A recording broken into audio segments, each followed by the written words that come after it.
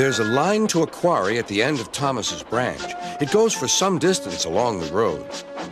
Thomas was always very careful to whistle here in case anyone was coming.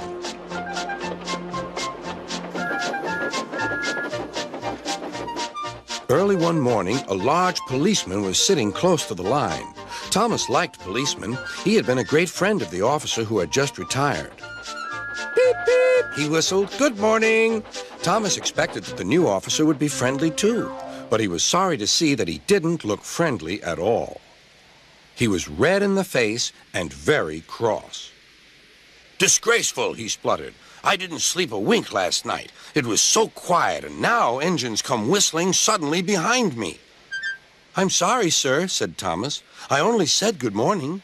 The policeman pointed to Thomas. Where's your cowcatcher? He asked. But I don't catch cows, sir. Don't be funny, snapped the policeman.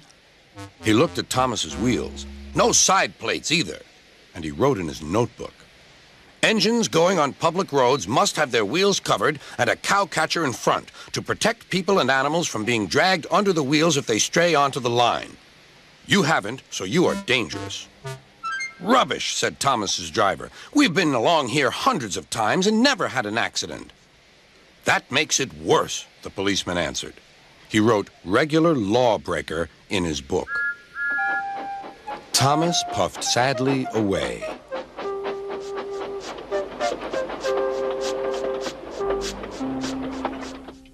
Sir Topham Hatt was having breakfast. He was eating toast and marmalade. The butler came in. Excuse me, sir. You're wanted on the telephone. Bother that telephone, said Sir Topham Hatt. I'm sorry, my dear, he said to his wife. Thomas is in trouble with the police, and I must go at once. At the station, Thomas's driver told Sir Topham Hatt what had happened. Dangerous to the public, indeed. We'll see about that.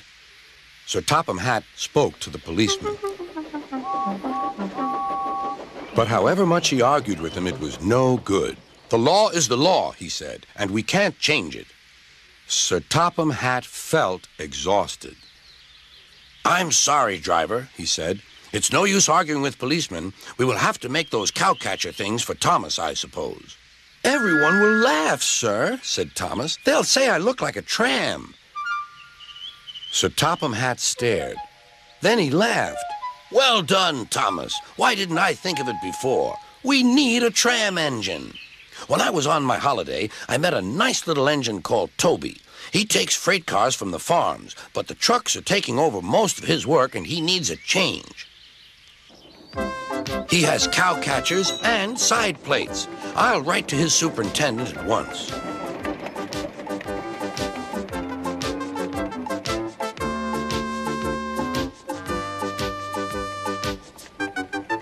A few days later, Toby arrived.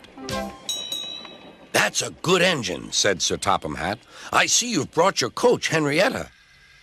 You don't mind, do you, sir? asked Toby. The station master wanted to use her as a hen house, and that would never do. No, indeed, said Sir Topham Hatt. We couldn't allow that.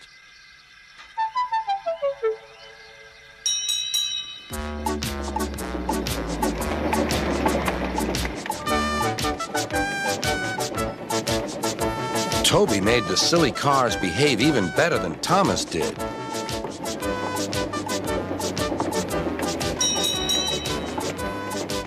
Hey, you!